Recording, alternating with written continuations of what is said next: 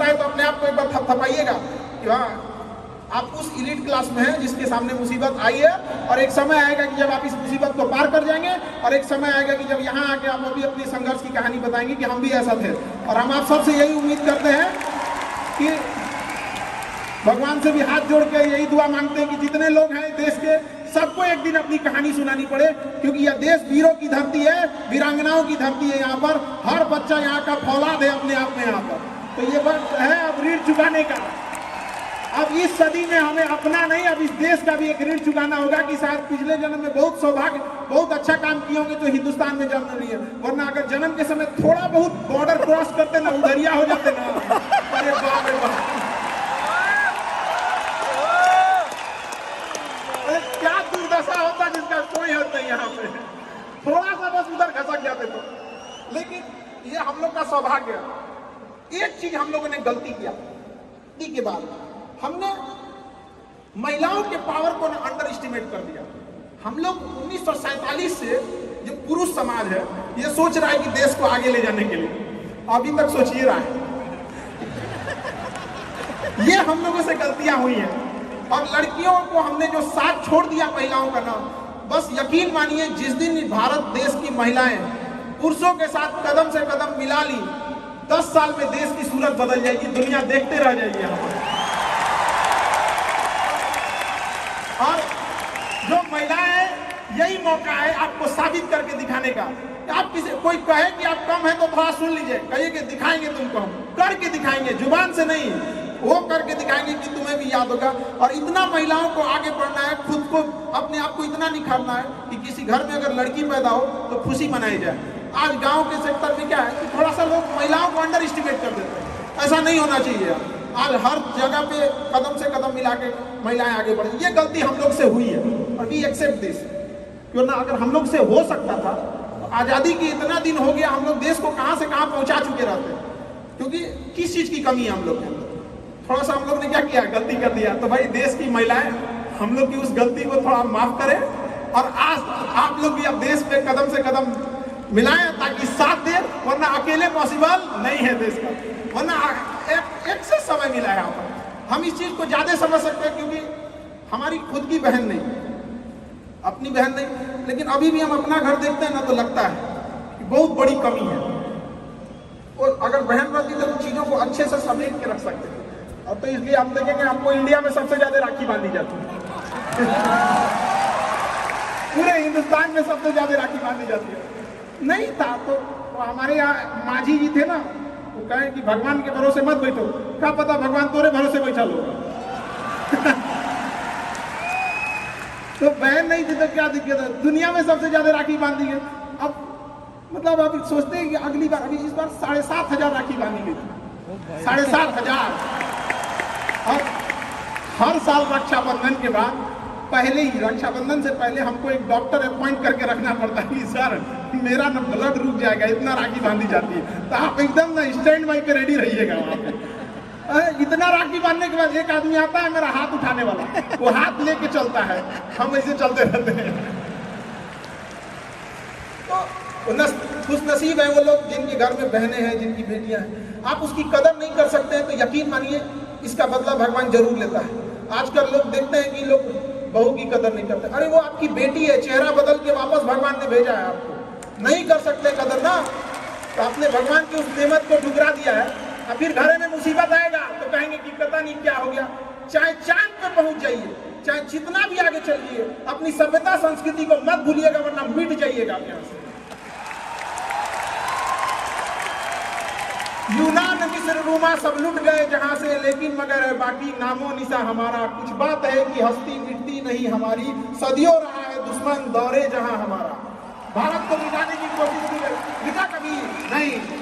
इसलिए याद रखिएगा, अपनी संस्कृति को नहीं भूलना है। और हमसे गौरवपूर्ण संस्कृति पूरे भारत, पूरे विश्व में किसकी है यहाँ पर। तो ये चीजों को थोड़ा सा आप लोगों को ध्यान में रखना है और आपस में मिलजुल के एक देश वाली भावना लेके चलना है कि हम सबको मिलकर देश को अपना उस पुराना जो गौरव मिला था उसको वापस लौटाना है। और आप लोग आगे बढ़ेंगे, युवाओं में है, आप जिधर युवा चलते हैं उधर ही सब कुछ चल देता है। आप तलवारों के साए पर इतिहास हमारा बनता है, जिस ओर जवानी चलती है उस ओर जमाना चलता है।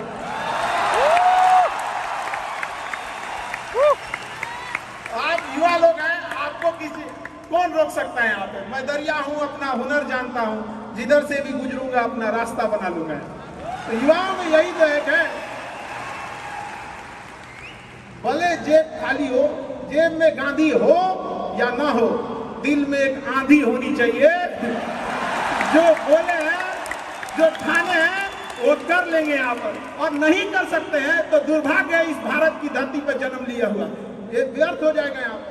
तो एक कहानी लिखना है जो आगे जाके सबको सुनाना है, और हर उस घर में 2 किलो अलग से मिठाई जाएगी जिस घर से आवाज आई थी कि इससे नहीं हो सकता है, अलग से एकदम। ले भैया, तेरे लिए स्पेशल है यहाँ पर। एकदम तारीफ करने वालों की कमी हो जाए, जलने वालों की कमी नहीं होना चाहिए। एकदम मिसाल बनिए। आप सब लोग को, हमारा आप सब लोग को ढेर सारा शुभकामनाएं, दुआएं। आपके ठोकरें आएंगी, लगेगी ठोकरें, उसी को ठोकर लगती है ना जो चलता है, जो सुतल है बेड पे, कौन सी का ठोकर लगने वाला है। और ठोकर नहीं लगेगी तो नहीं आगे बढ़ सकते। कामचोरों से तो इंडिया परेशान है, जो कुछ नहीं करता वो भी संडे को आराम करता है। अरे तेरे लिए कोई टिका संडे है, काम बस ईमानदारी से कीजिए। हम लॉकडाउन का एक छोटा सा एग्जांपल देते हैं। हमारे यहाँ एक लेबर था, जो भी काम करते हैं लेबर लोग, उनकी बहुत दुर्दशा हो गई लॉकडाउन में। रियल में एक्चुअली उनके साथ प्रॉब्लम क्या है ना, they don't have backup money. वो डेली कमाने वाले हैं, डेली खाने वाले हैं। उनका अगर 10 दिन का दिहाड़ी बंद हो गया ना तो उनके लिए बहुत दिक्कत आ जाती है। और लॉकडाउन में बेचारों के साथ क्या हो गया, अब इतनी पॉपुलेशन है, गवर्नमेंट भी कितना को देख सकती है, एक लिमिटेशन है वहाँ पर। तो उसके साथ बहुत दिक्कत आ गया। तो हमसे बेचारे, और हम भी लॉकडाउन में खाली बैठे थे, तो हमसे बोले कि देखिए एक तो काम नहीं मिलता है, मिलता है तो हम लोग को महीना में 20 दिन मिलेगा, 22 दिन मिलेगा, तो हम लोग के पास बैकअप नहीं होता है। उसको हमने एक छोटा सा बात बोला कि भाई देखो, एक काम बस मेरा 1 महीना करके देखना, नहीं अच्छा लगे तो छोड़ देना। काम पे जाते कितने हो? तो बताया कि 8 बजे जाते हैं। अलग अलग शहर में वो काम करने वाले मजदूर जो आते हैं, मिस्त्री, उनका टाइमिंग अलग अलग हो सकता है। हमारे यहाँ 8 बजे आते हैं और फिर दोपहर में लंच करते हैं, शाम में 4-5 बजे, 5 बजे चले जाते हैं। तो वे 8 बजे के काम में आप कितने बजे जाते हो? कहा कि सर वही पहुँचते पहुँचते 7:15 हो जाता है, खैनी उनी बनाते चाय पी के 8:30 हो जाता है। हमको एक बात बताओ, ये आधा घंटा तुम किस में काटे? कहा कि जहाँ काम करने का है ना उनके में से नहीं, यही इस गड़बड़ है। आप अपनी जिम्मेदारी में से आधा घंटा काट लिए थे, आप वहाँ 15 मिनट पहले पहुँच सकते थे। तो क्या बोलते हैं मास्टर, पगला गए हैं लोग। भाई देखे तो 1 महीना काम करके देखो, बस तुम आप 15 मिनट पहले पहुँच के देखो, वो इंसान 15 मिनट पहले पहुँच जाता, 5 मिनट पहले ही काम चालू कर देते, बाकियों के आने से पहले। लंच पे जाते थे तो जब सब चले जाते थे 1-8 मिनट लेट से लंच जाते थे, कुछ नहीं होने वाला है। 1-8 मिनट लंच खत्म होने से पहले ही चले आते थे, बाकी लंच खत्म हो गया 10 मिनट बाद आ रहा, वो लंच खत्म होने से 1-8 मिनट पहले ही चले आते थे। जब सारे लोग 5 बजे चले जाते थे तो 5:05 पे जाते थे। तो हमसे कहें कि खान सर ये आप बता रहे हैं, नहीं बहुत पटांग बात बता रहे हैं आप, तो भैया 1 महीना काम कर लो, हाथ जोड़ लेते हैं। आज के टाइम पे जब 1 महीना काम किया, 10 दिन के अंदर लोगों को हो गया यार कितना ईमानदारी से काम करता है। आज उसको फोन से लोग बोलते हैं कि भाई मिस्त्री खाली हो, फोन से बोलते हैं। और लोग क्या कहते हैं पता है, इसको काम दे देंगे ना तो टेंशन नहीं है, टेंशन नहीं है, काम वही है। आप दुनिया में कुछ भी कीजिए, बस आप क्या कीजिए, ईमानदारी से। और आपके यहाँ जो काम करने आ रहा है ना, प्लीज उसका भी आप लोग, मतलब जो भी आप लोग एंटरप्रेन्योर है तो आपके अंदर में भी लोग काम करेंगे, उसका भी ध्यान रखिएगा एक परिवार की तरह। ये नहीं कि उसका भी रोक रख के सैलरी रख ले 2 महीना 3 महीने का, और उसके बाद कहेंगे कि चौपट क्या हो रहा है। ऊपर वाले की लाठी में आवाज नहीं होता, इस चीज को हमेशा याद रखिएगा।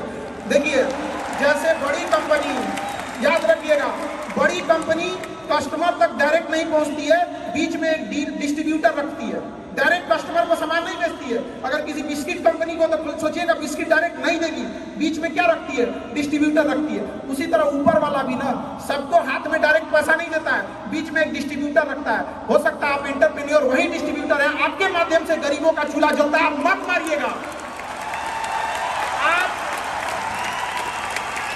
आप प्लीज उन गरीबों का हाथ मत मारिएगा, नहीं तो बड़ी कंपनी को दिख जाता है कि ये डिस्ट्रीब्यूटर ठीक नहीं है, तो डिस्ट्रीब्यूटर को चेंज कर देता है। अगर गरीबों का हक मारेंगे और ऊपर वाले को नजर पड़ गया कि ये डिस्ट्रीब्यूटर ठीक नहीं है तो साइन कर देगा और फिर कहेंगे कि अब हमारा बिजनेस चौपट हो गया। अरे बापू तुम खुद चौपट किया आपने। बेहतरीन ईमानदारी से उसूल बना के रखे। अरे सूखी रोटी खाना पड़े, एक ही रोटी खा, आगे जाके धीरे धीरे सुधार होगा। ईमानदारी से, बेईमानी से नहीं होना चाहिए यहाँ पर, क्योंकि जब भी कोई इंसान आगे बढ़ा है तो ईमानदारी से ही आगे बढ़ा है। लूट कर आप एक दिन खुश रख सकते हैं, 2 दिन खुश रख सकते हैं, चोरी करके कुछ दिन खुश रह सकते हैं, लेकिन जब भी अगर आप अस्थायी और आगे बढ़ना चाहते हैं तो एक ही रास्ता है, ईमानदारी करके। कितना दिन झूठ चलेगा जी आपका, कई दिन।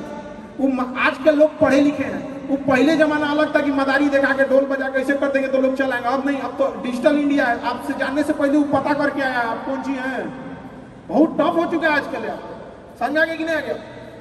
अभी हम लोग का जो एजुकेशन सेक्टर है ना, पहले क्या था कि बंद कमरे में क्लास होती थी, डिजिटल वगैरह नहीं होता था। तो आदमी पहले जो कोरोना के पहले का बता रहे हैं, तो उतना घर से नहीं भी मेहनत, जिसका जो नहीं भी मेहनत करते थे ना वो भी चल जाते थे। अरे चलो ना बता देंगे, अभी तो बोल के देखिए, वो रिकॉर्ड है। आप 2 मिनट में तो जितने ज्यादा बुलंदी पे जाइएगा, इंसान और पतंग जितनी ऊंचाई पे जाता है काटने वालों की संख्या बढ़ जाती है। तो थोड़ा सावधानी से। ये इंडिया में सब चीज सीखने को मिलता है, धीरे धीरे मिलेगा। और भगवान से उम्मीद करते हैं ऊपर वाला जल्दी से जल्दी आप लोगों को कामयाब करे और इतने बुलंदी पे जाइए कि आप लोग की केस स्टडी हम लोग को कभी पढ़ना पड़े। इतनी आगे जाइए आप लोग कि एक समय हम लोग भी आपको दे सकें।